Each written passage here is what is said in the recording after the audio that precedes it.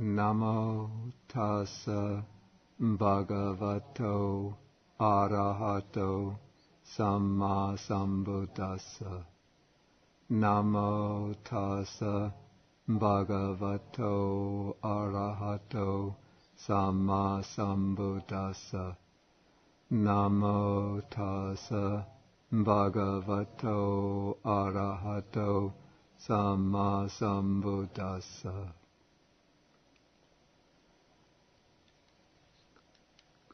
Good evening, everyone.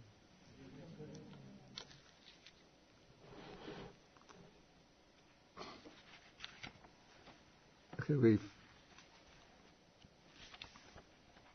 finally finished the Sammaditthi Sutta last week, and now we will take a very short sutta called the Shorter Discourse on the Lion's Roar. This is the Chula Sihanada Sutta, Sutta number 11 in the Majjhima Nikaya.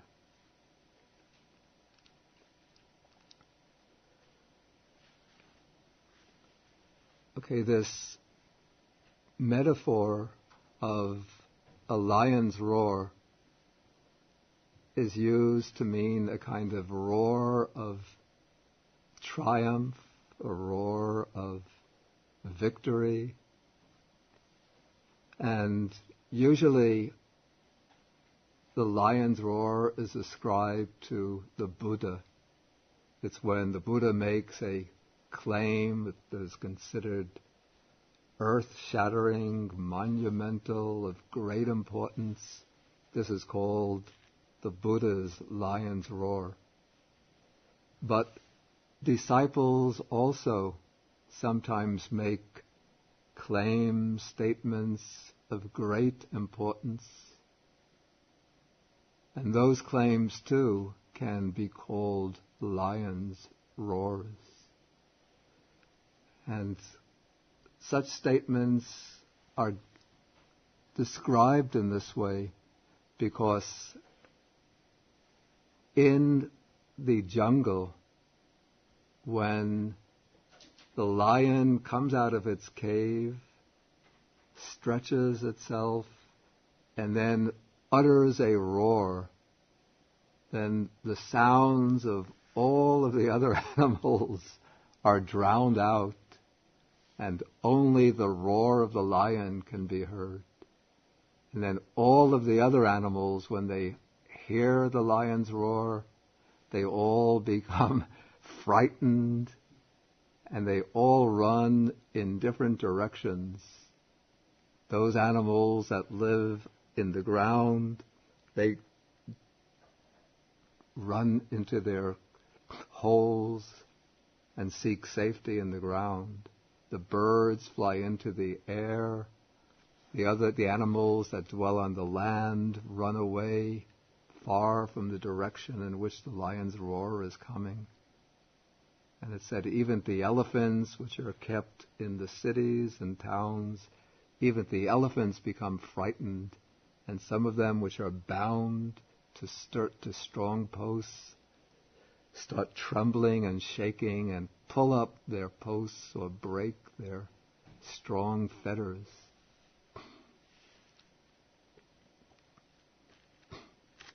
Okay, so the Buddha uses this image of the lion's roar in relation to his own important monumental claims, and also in relation to the claims made by his disciples.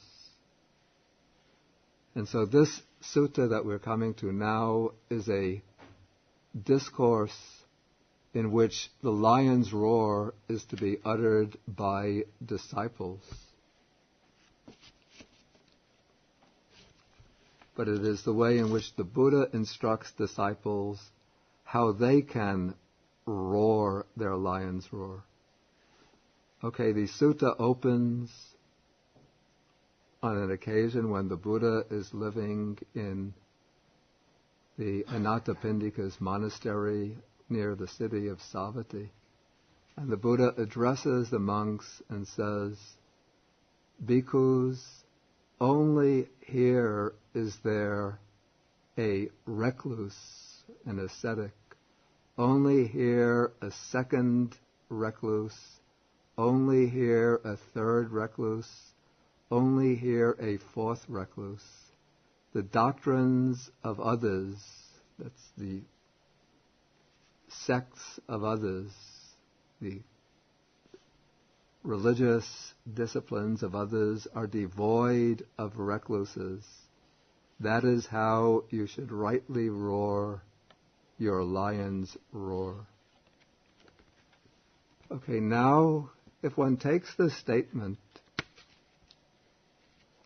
and looks at it, especially against our own background of which encourages tolerance, openness, kind of liberal attitude towards all religions, it seems rather closed, narrow-minded, boastful.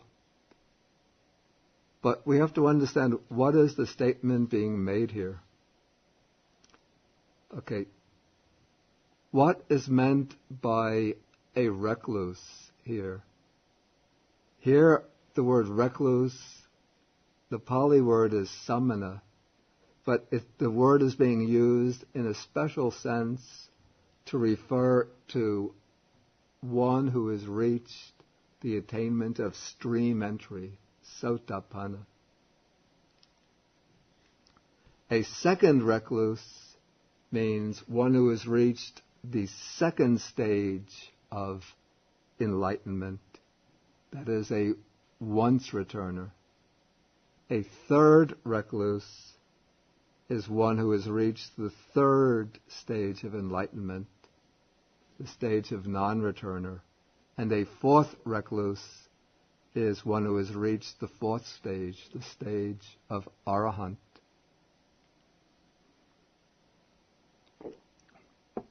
So when it's said that the doctrines of others, the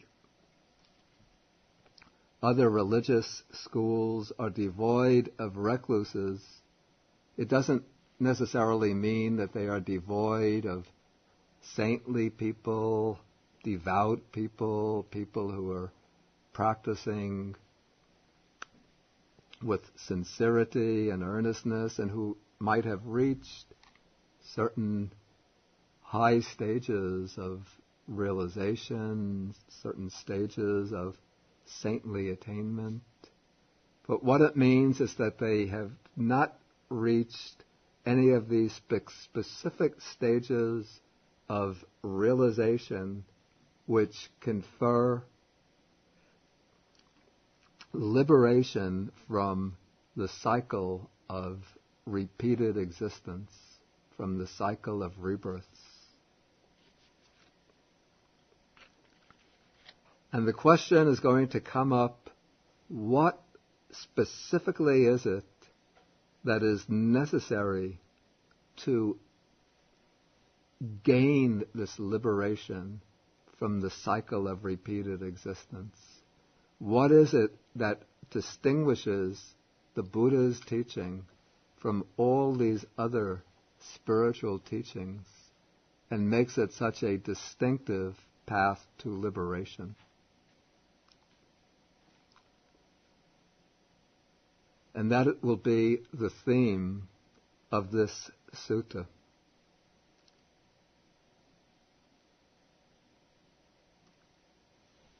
Okay, now after the Buddha teaches the monks that they can make this lion's roar,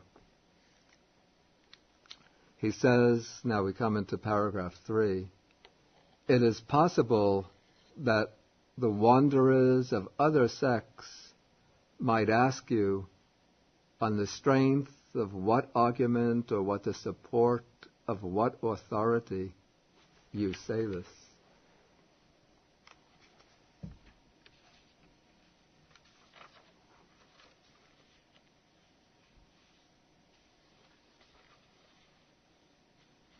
What is your confidence? What is your strength on the basis of which you say this? Okay, then the Buddha says, this is the answer that you should give.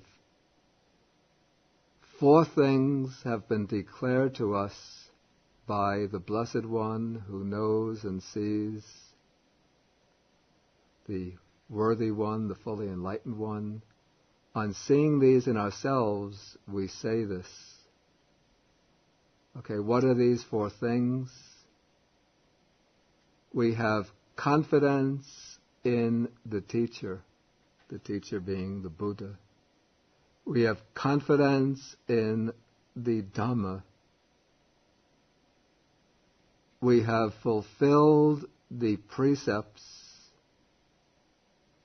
the virtues, and our companions in the Dhamma are dear and agreeable to us, whether they are lay people or those gone forth.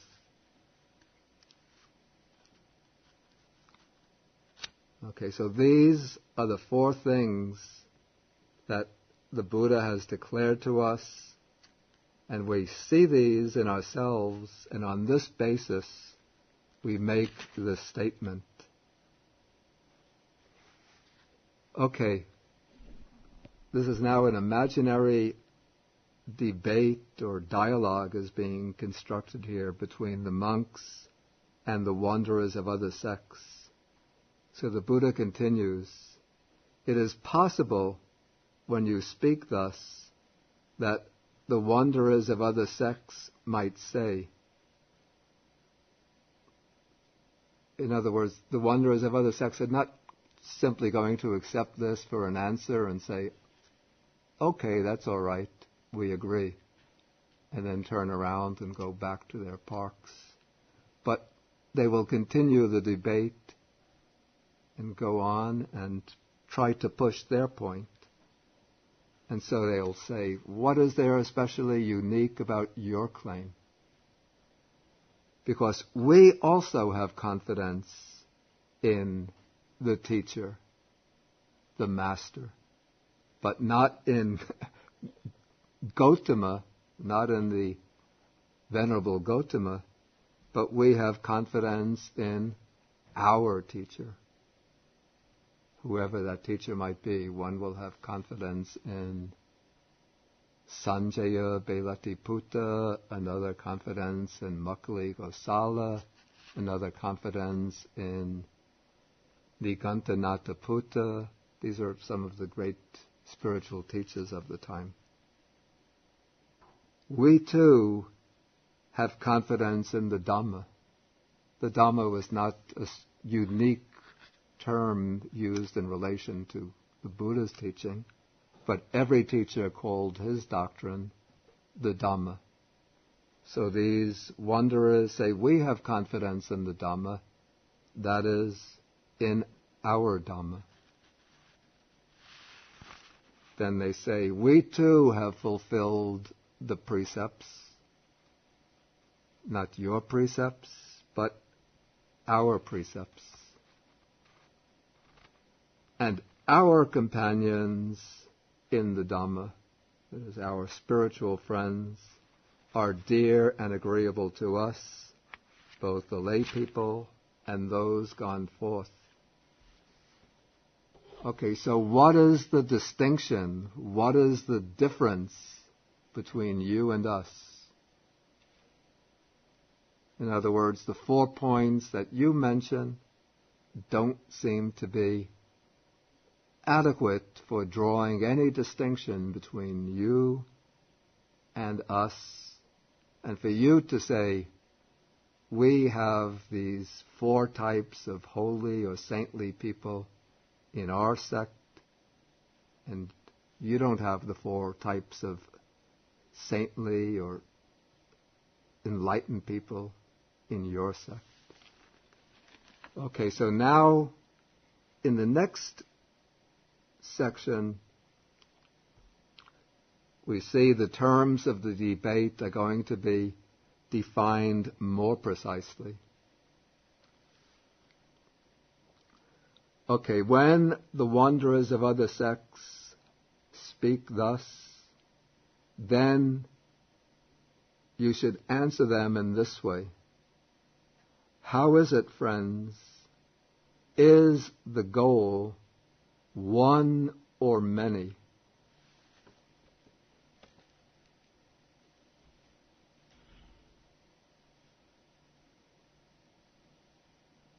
Okay, if they are answering correctly, they would say that the goal is one, not many.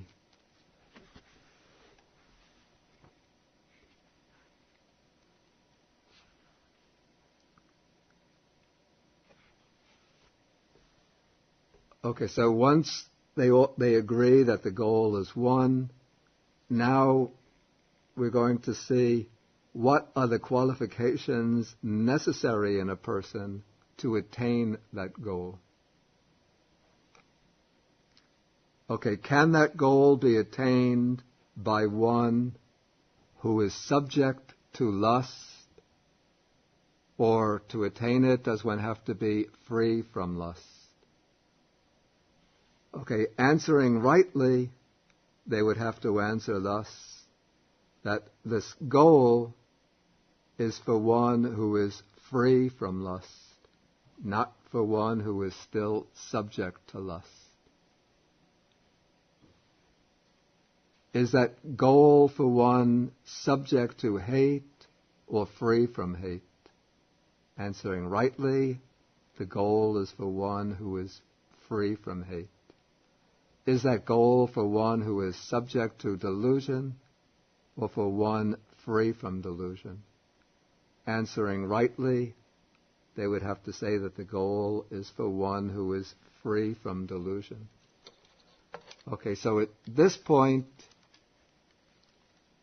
the Buddha, or we can say the monks, engaged in this debate with the wanderers from the other sects, would have to have established in common with the wanderers of other sects that the goal is for one who is free from the three unwholesome roots, the unwholesome roots of greed or lust, hatred and delusion. And this would be a kind of big concession on the point, on a big concession on the part of the other party, because there would be maybe some parties to a debate like this who would think that the goal might be to be reborn in a type of heavenly world in which one would be enjoying divine sense pleasures.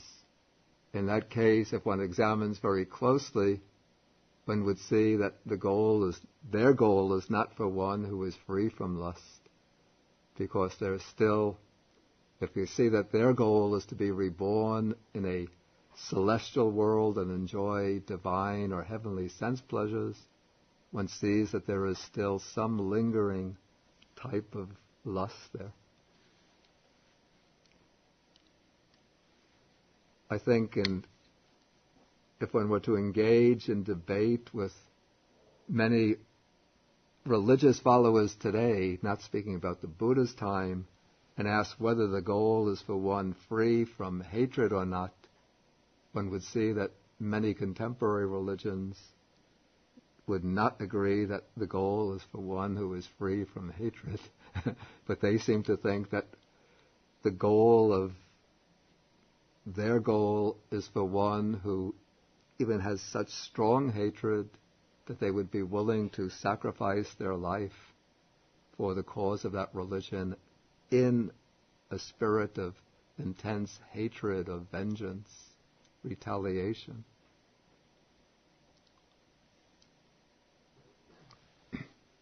Okay, this unwholesome root of delusion is very difficult to detect, and everybody denies that they have delusion.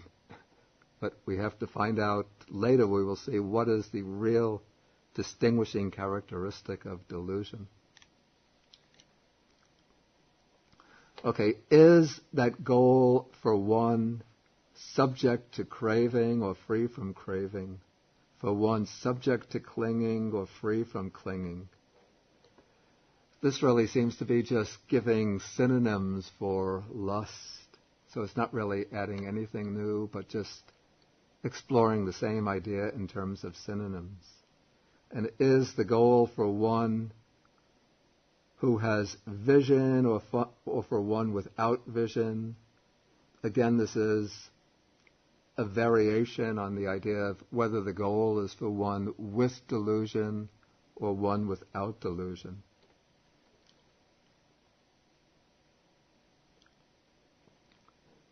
The next criterion is an interesting one. Is the goal for one, it's translated, is the goal for one who favors and opposes, or for one who does not favor and oppose? What is meant here by favoring and opposing, in Pali it would be anurodha pativirodha, for one who has attachment and aversion, or one who is free from attachment and aversion. Again, this is trying to determine whether the goal is for one. This criterion is trying to determine whether equanimity is a criterion of the person who has achieved the goal. Because what's meant by favoring and opposing is liking what is pleasant and disliking what is unpleasant, or having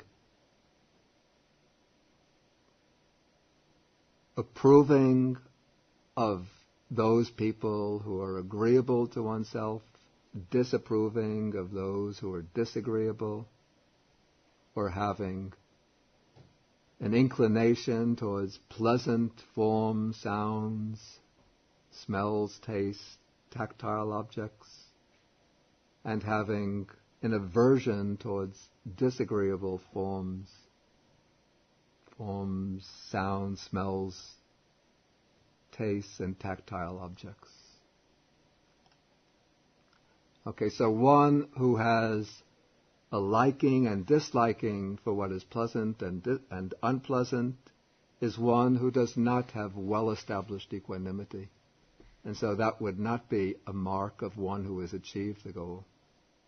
But one who has achieved the goal, that is, this one goal, would be one who has gone beyond this favoring and opposing, one established in equanimity.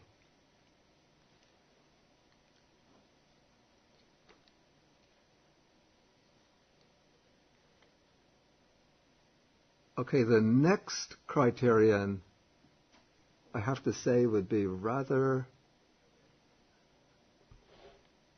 It uses a rather obscure term, and I just don't know how this term would have been understood in a discussion between Buddhists and non-Buddhists. Or rather, I would say that it is interesting that the term should have been understood in common between Buddhists and non-Buddhists in a discussion, which seems to suggest that this term was not uniquely coined by the Buddha, but must have been part of the shared vocabulary amongst the spiritual communities of that time. This term, which is translated here as proliferation, is the Pali word papancha.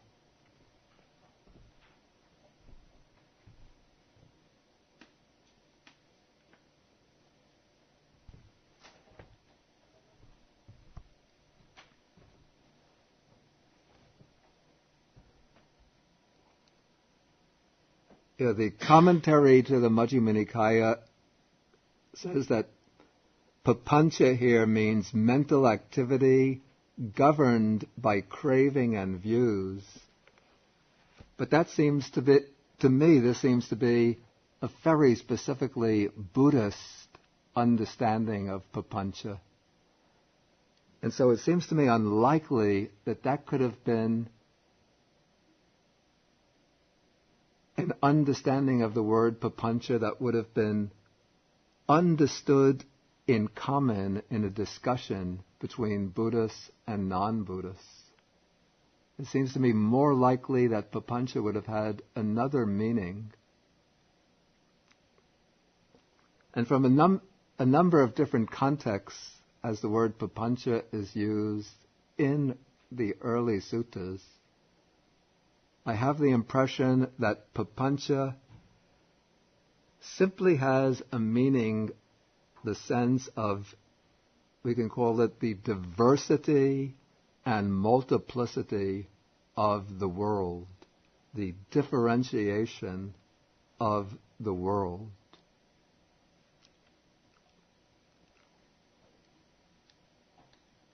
And if we take that understanding, then I think this would make sense as a meaning of the word in a discussion between Buddhists and followers of other systems of thought, since we could see them coming to an agreement that the goal of spiritual endeavor is for one who does not delight in and enjoy the diversity, the multiplicity, the differentiation of the world, but is rather for one who does not delight in and enjoy this multiplicity, this diversity, this differentiation of the world.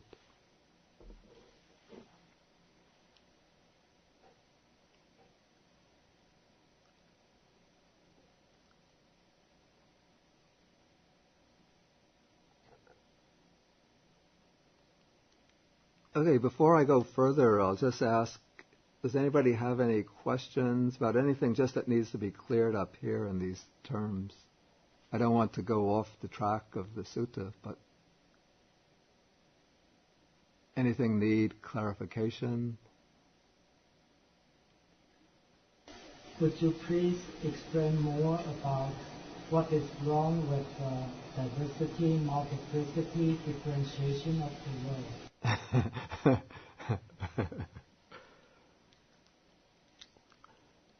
Well, this seems to have been a common understanding for the recorder.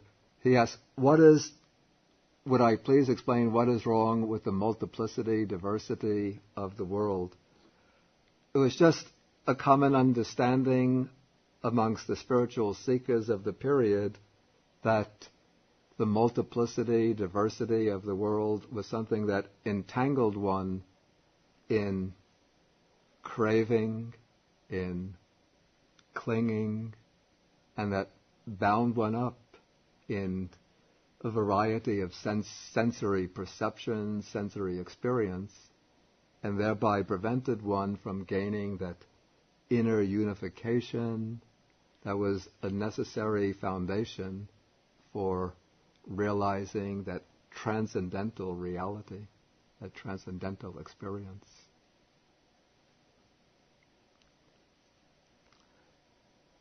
Okay, at this point now,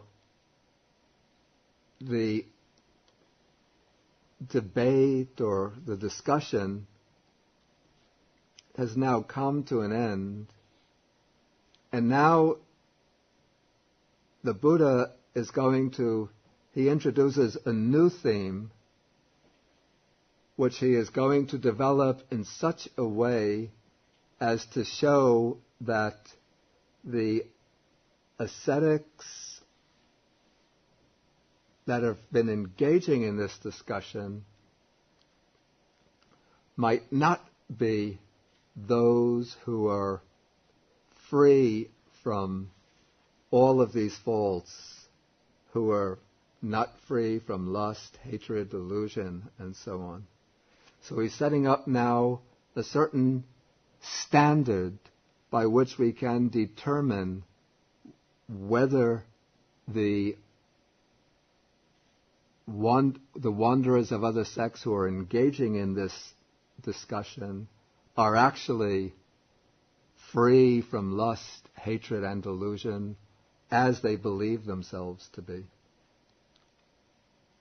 And this standard revolves around their relationship to certain philosophical views.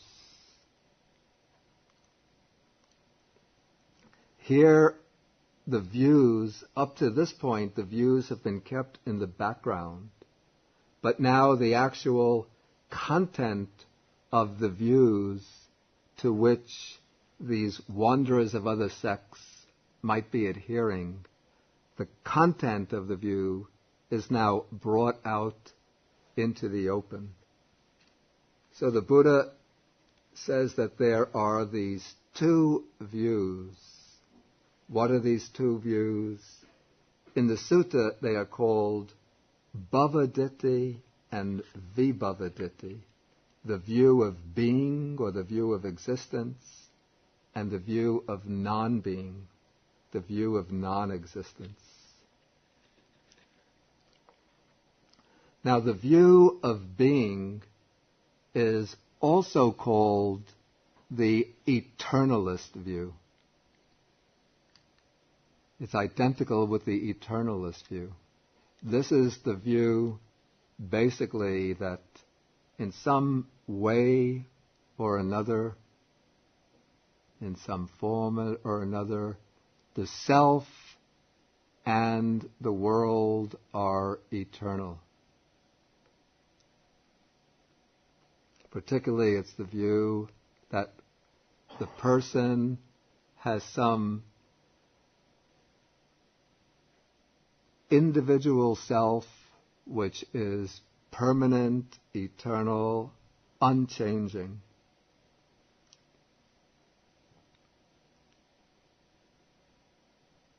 And that permanent self exists in relation to an everlasting world. What's called the view of non-being is also known as the annihilationist view.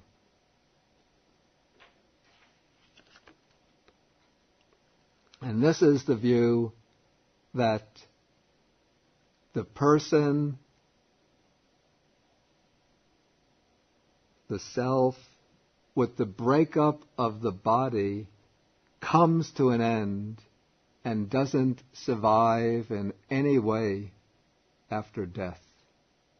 In other words, it's the view of a kind of temporary self which is annihilated and extinguished at death without any continuation of the stream of consciousness, without any continuation of our karmic actions producing effects within our individual stream of consciousness.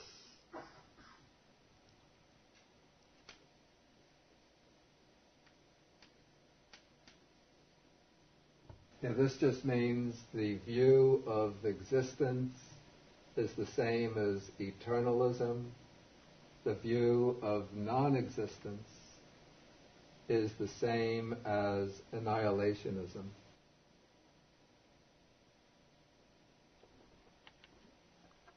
Now, there's a sutta in which the Buddha has taken a survey of all the views that were current in the India of his time, or at least in the part of India in which he was living. This is called the Brahmajala Sutta, the discourse on the all-embracing net of views. And the Buddha has classified all of these views into 62 categories. And then at the end of the sutta, he reduces all of these 62 views to maybe there's a commentary who does this, reduces all of the 62 views to the two categories of eternalism and annihilationism. And then the Buddha points out that his own teaching is distinct from these two doctrines of eternalism and annihilationism. Okay, then the Buddha says that any recluses or Brahmins who rely on the view of being, who adopt the view of being, who accept the view of being, are opposed to the view of non-being.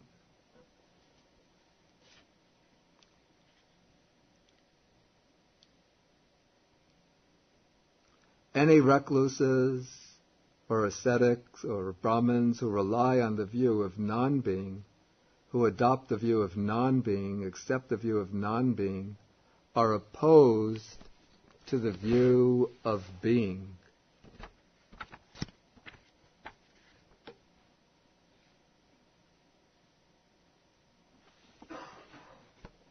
And when he says that one who accepts one view is opposed to the other view, this means that one who accepts one of these views falls into favoring and opposing, because by favoring the view of being, then one is opposed to the view of non-being.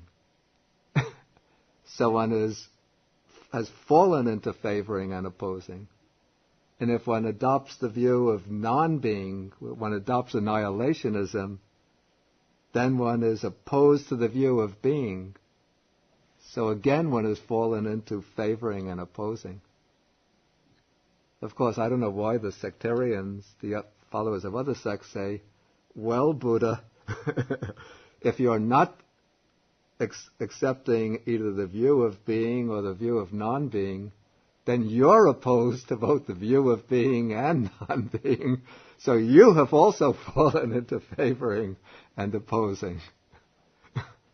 But of course this is a Buddha sutta, so they wouldn't say that.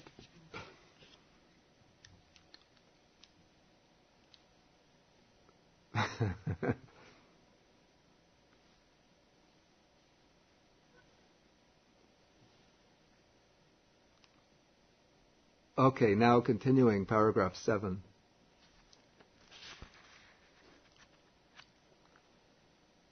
Any recluses or Brahmins who do not understand as they actually are the origin, the disappearance, the gratification, the danger, and the escape in the case of these two views are, I don't like affected by, subject to lust, subject to hatred, subject to delusion, subject to craving, subject to clinging, without vision, given to favoring and opposing, and they delight in and enjoy proliferation. As I understand it, they delight in and enjoy this multiplicity and diversity of the world. They are not freed from birth, aging, and death, from sorrow, lamentation, pain, grief, and despair. They are not freed from suffering, I say.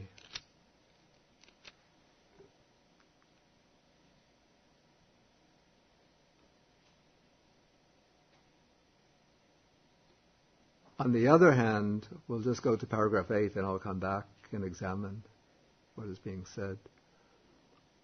Any recluses or Brahmins who understand as they actually are the origin, the disappearance, the gratification, the danger and escape in the case of these two views, the view of being, the view of non-being, they are without lust, without hate, without delusion, without craving, without clinging, with vision. That means they have wisdom.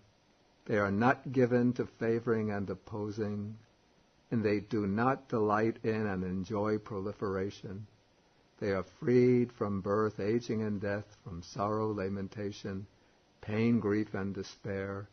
They are freed from suffering, I say. Okay, so what's important here is understanding these five, we call these understanding the two types of views from these five perspectives. And in the suttas, if you look especially through the Samyutta Nikaya, one finds again and again that different phenomena are held up and examined from these five perspectives.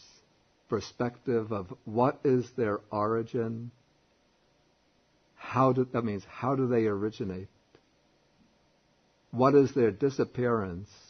How do they cease? What is their gratification? That is, what is the pleasure and joy that comes from them? What is the danger in them? What is the escape from them? Okay, in the case of these two views, two types of views,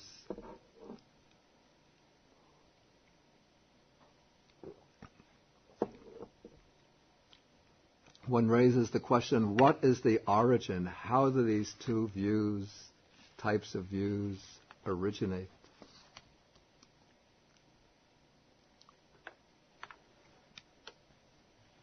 The commentary just gives a very general answer here. It just mentions 8 conditions. If you look at the note on page 171,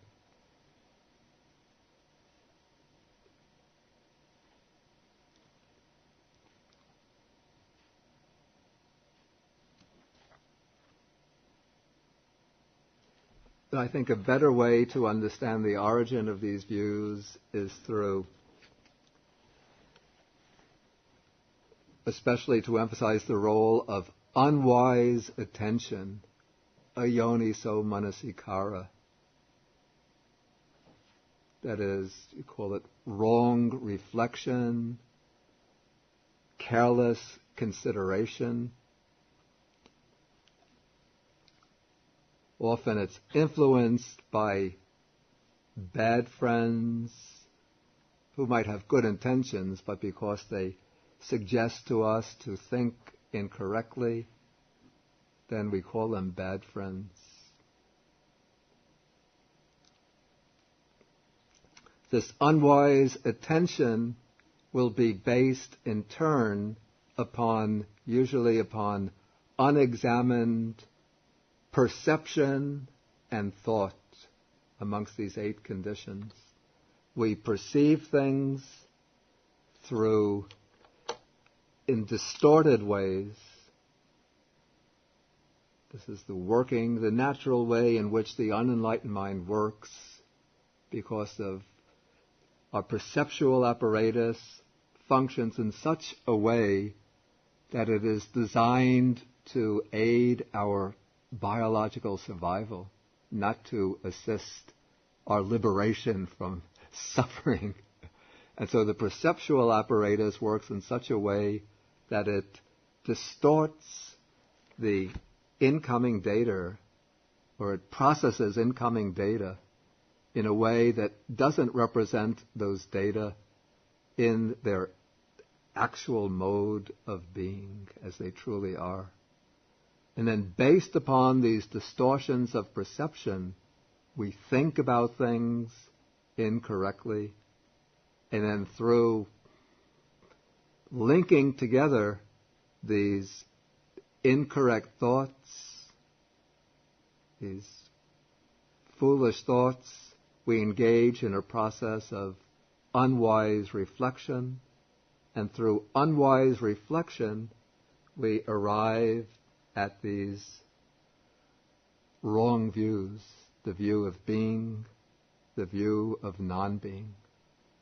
And throughout history, these views, 2 types of views, the view of being, the view of non-being, have been so dominant, so widespread, that almost all human cultures, human civilizations have been subject to them, have been indoctrinated by them, so that people almost from birth, through childhood, through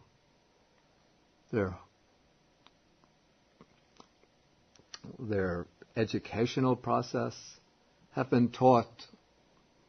Usually they're taught through their childhood, through their educational process, taught one variant or another of the view of being, some type of eternalist view. But it's the radical, reflective type of people, the rebels against the established mainstream, who arrive at the view of non-being, the nihilists, the annihilationists, the existentialists, the anarchists, the deniers. So that takes some determined, decisive activity of thought, but wrong thought, to arrive at the view of non-being. But then in recent times we've come to, again, whole cultures which have been governed by the view of non-being. The Soviet Union, up until the time of its collapse, governed by Marxism. So you're indoctrinated from the time you're a youngster. There is no God, no soul. Everything is just matter, no kind of spirit, no all of man's aspirations for eternity, for any kind of depth, for any kind of meaning, are all just illusions based upon a material foundation. When the body passes away, everything comes to an end. All art, religion, culture, just a mirage built up upon the foundation of the forces of production. I don't remember my Communist Manifesto. It goes back many years.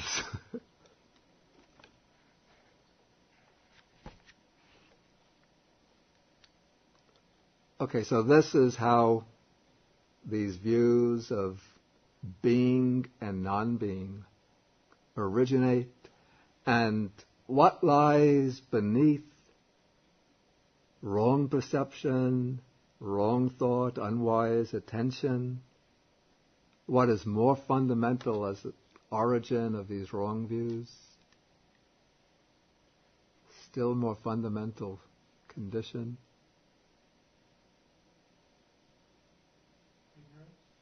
Ignorance, right.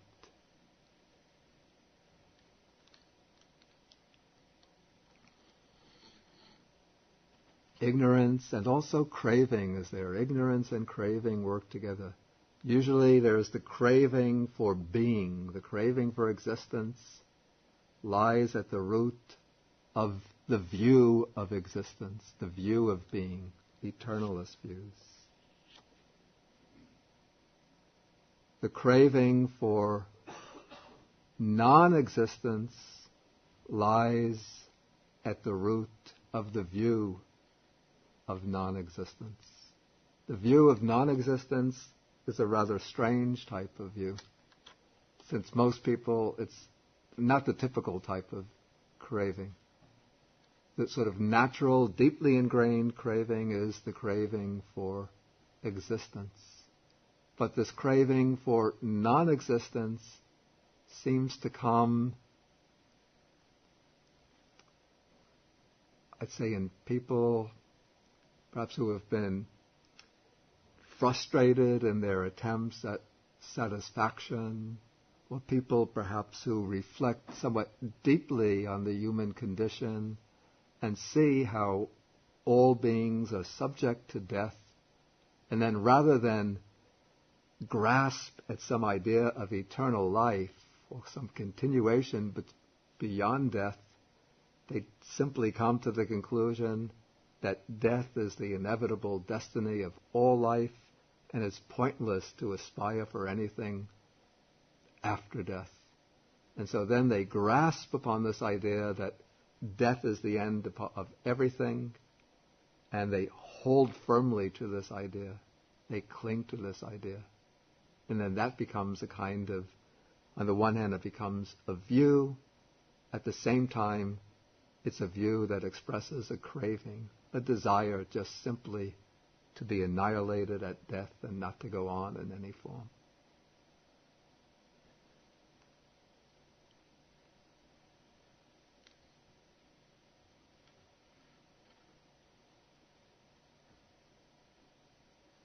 Okay, then the disappearance of these two views.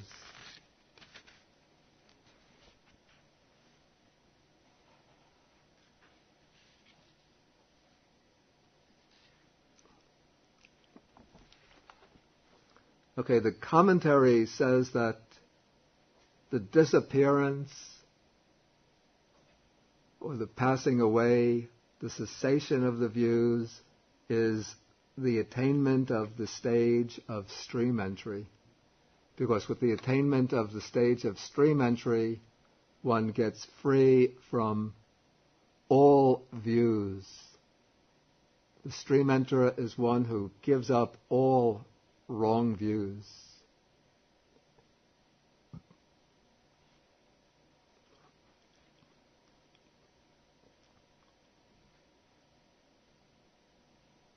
But I'm wondering if the explanation in the commentary, whether it might not be too simple. One could say that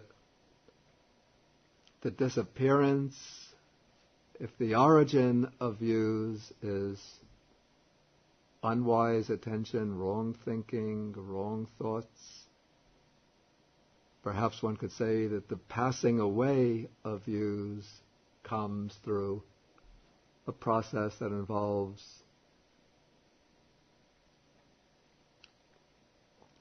correct perception, right thinking, wise attention, wise consideration, a number of factors. And so the attainment of the stage of stream entry would be just the culmination of the process. One just can't simply say the path of stream entry is the cessation of these two views.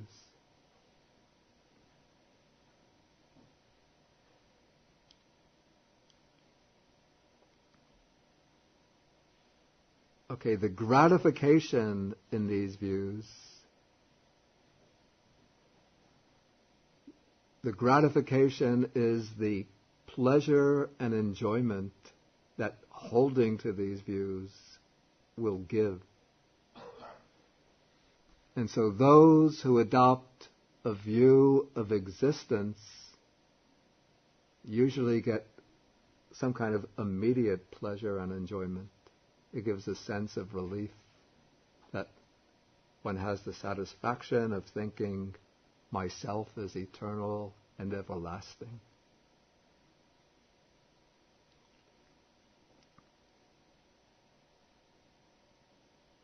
Those who adopt the view of non-existence, it seems somewhat more difficult to see how that view will give some gratification. Doesn't it? You can do whatever you want and not have to pay for it after. Oh, that's a good suggestion. One could do whatever one wants without having to pay for it. Yeah? Well, there's also the gratification of knowing that anything there is to be seen, I have seen. Anything there is to be seen, I have seen? Yeah, so, like the modern scientists feel. Okay. This is what we see, this is all there is. Say there's something else afterwards means that I haven't seen it, I haven't Yeah. discovered it. Anyway, there must come some gratification. Okay, the danger is that these views, whether of being or non-being, because they are incorrect views, do not allow one to understand things as they really are, And so by holding to either of these views, one remains, as this paragraph itself will say, by holding to either of these views, one remains bound to birth, aging, and death, to sorrow, lamentation, pain, grief, and despair.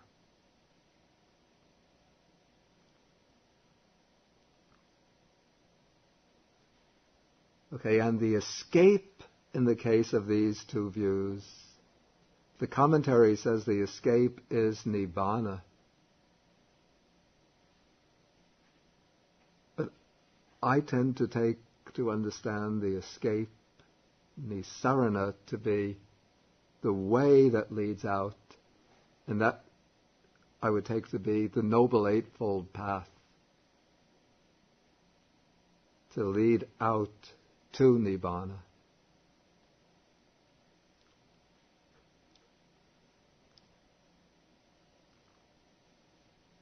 Okay, at this point we'll end the discussion, and next week we will finish the sutta.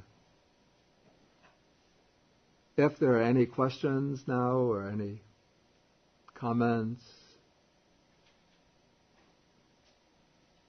I don't hesitate to say that some points in the sutta are not completely clear to me. The way it's expressed is very concise, very telescoped. And so if anybody has any insights into it that they wish to share, please feel welcome to speak up. Yes, Janet? Yeah. Going back to the very beginning of the sutta, Yeah. there was the four things they start off with to say, Yeah. for this you can read the lines more. The last one I'm not really clear on. It was our Dharma companions are near to us, whether they're laymen or whether they go forth. Is that just talking about, because I don't think it's equanimity, because we go into that later. That's why I'm wondering, is that just compassion or understanding? I'm just trying to understand that piece. It's a good question. Let me repeat the question for the benefit of our little friends, our little mice here. She says that she doesn't understand close to the beginning of the sutta where the wanderers bring up this point about that our companions in the Dhamma are dear and agreeable to us, whether they are lay people or those gone forth. How is this one of the guarantees, one of the supports for contending that only here there is a recluse? I have to say, to confess, I don't really see very clearly myself how that supports the argument. Perhaps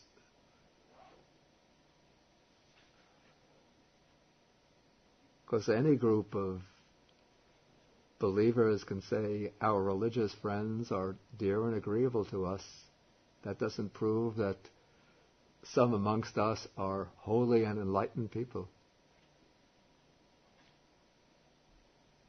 Yeah. Wasn't there another sutta we read where they were talking about how in other schools there's disagreement and debate within the school amongst the adherents? That is a good point. Let me try to refresh my memory. He was saying how here in this assembly no one coughs or makes a sound or interrupts their teacher. Yeah, that's a good point. This would be Mahasakalu Dahi Sutta. That's number 77.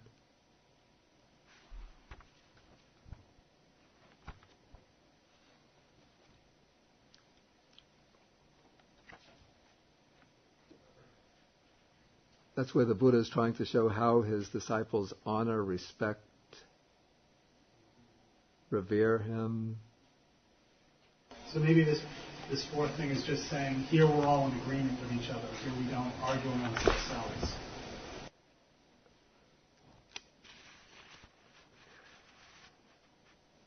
So it doesn't seem to be saying simply that there are no arguments amongst us.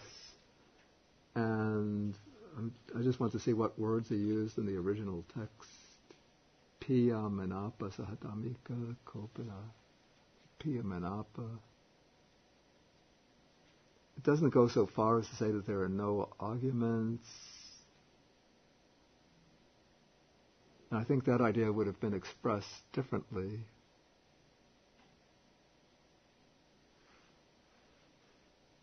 So it does seem to be pointing out to a kind of harmony, that there's a kind of harmony.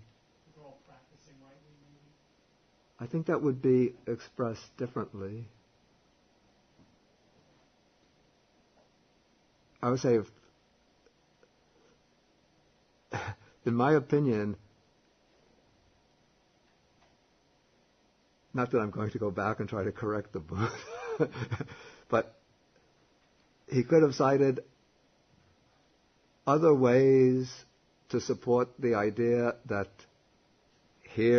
only here there is a recluse, a second, third, fourth recluse, that to my mind would have provided a sounder and stronger basis for the claim than stating that our companions in the Dhamma are dear and agreeable to us, which doesn't seem to go very far in support of that claim.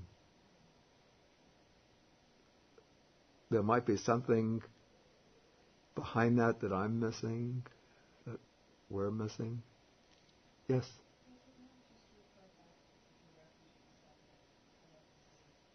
To taking refuge, does it refer to taking refuge in the Sangha? Oh, because we have refuge in teacher and Dhamma.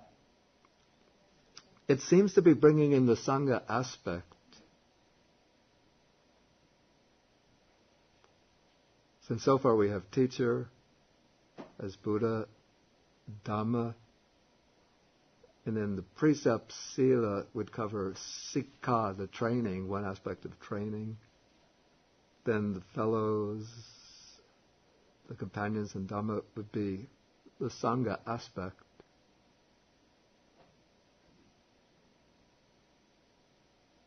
I mean, that could be the case, but one still finds it difficult to see how that is supporting the claim.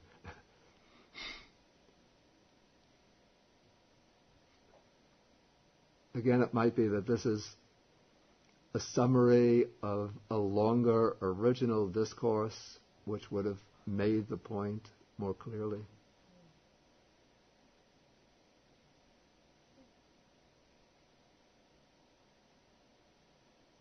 Maybe just, well, I don't know, but if the monks or the disciples are dealing agreeable, maybe they found peace within themselves, that they can behave like that. Okay, his point is maybe they found peace within themselves so they could behave like that. I think there are fixed formulas for expressing the idea of people who have found peace within themselves. So if that was the point to be conveyed, one of those other formulas would be used rather than saying that our fellows are dear and agreeable to us. There seems to be, and I've looked at the Pali words, piya manapa, which are words used in everyday discourse, that a father might say, my children are piya manapa in relation to myself, or my children are dear and agreeable to me. So they're just very common, ordinary words that don't signify any kind of spiritual realization. Doesn't it show attachment? It might even be said that it shows attachment. Somebody might quote the Dhammapada, which says, there's a verse in the Dhammapada, from what is dear, piya, comes grief. From what is dear comes fear. For one who has nothing that is dear, there is no grief. Whence then fear?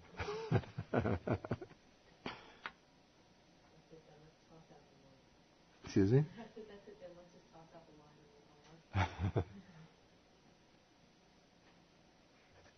Okay, maybe not. Yeah.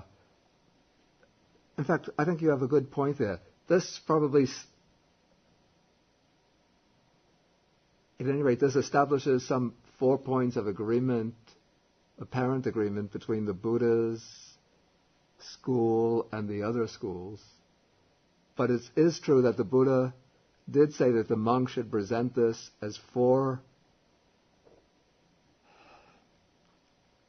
supports for the claim that only here there is a recluse, a second recluse, third, fourth recluse.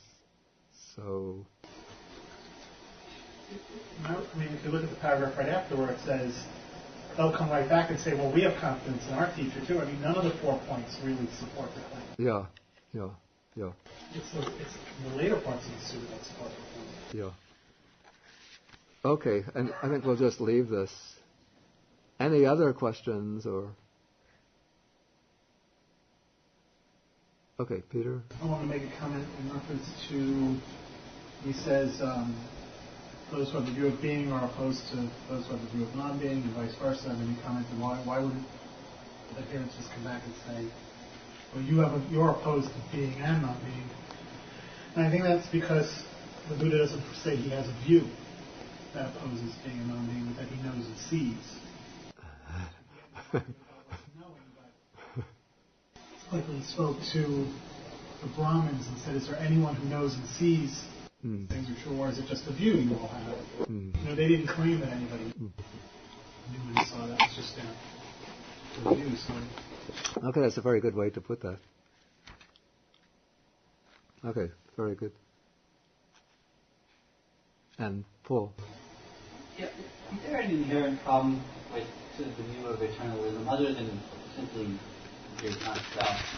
That if you have this eternal soul, that you can't escape samsara, you can't reach nirvana because you have this soul that has to continue on.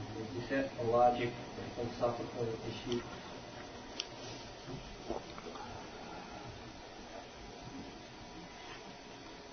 Okay, let me see if I understand the question. Is there anything inherently wrong with the view of eternalism? Yeah, that's other than to not self, reaching nirvana or... So the view of eternalism would be an obstruction to achieving nibbana?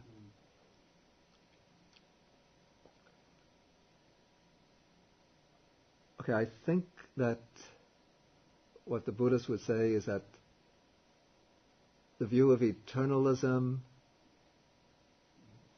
would be correct insofar as it posits some kind of continuation beyond the death of the body. In that way it's superior to a nihilist view, which says that at death everything comes to an end, that there's no results of action. So eternalism would say that there is survival of bodily death, and one does receive the results of good and bad actions. So to that extent, one would say that the view is on the side of the wholesome. But insofar as the eternalism is positing an everlasting self, a substantial self, then it is preventing the correct view or the insight into impermanence, and then from impermanence the view into dukkha and into anatta, into the unsatisfactoriness and into selflessness. And also eternalism would be contrary to the principle of conditionality, that everything arises through causes and conditions. So in that sense, the view of eternalism would be an obstruction to liberation.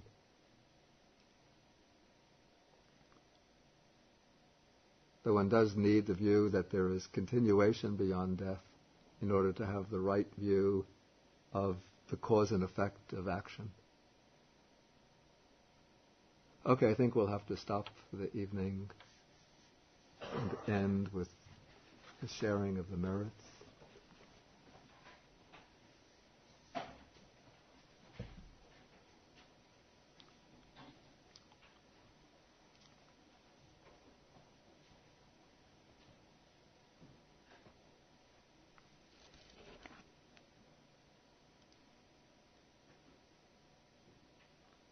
Akasata chabumata Deva Naga Mahitika Punyantang Anumoditva Chirang Rakantu Sasanam Akasata Chabumata Deva Naga Mahitika Punyantang Anumoditva Chirang Rakantu Desanam Akasata Chabumata Deva Naga Mahitika Punyantang Anumoditva Chirang Rakantu Mang Parang Etavata Cham Hehi Sampadang Punya Sampadang Sabe Devanumodantu Sabba Sampati Siddhya Etavata Cham Hehi Sampadang Punya Sampadang Sabbe Sata Sabbe Bhutanam Sabba Sampati Siddhya Etavata Cham Hehi Sampadang Punya Sampadang Sabbe Satanumodantu Sabba Sampati Siddhya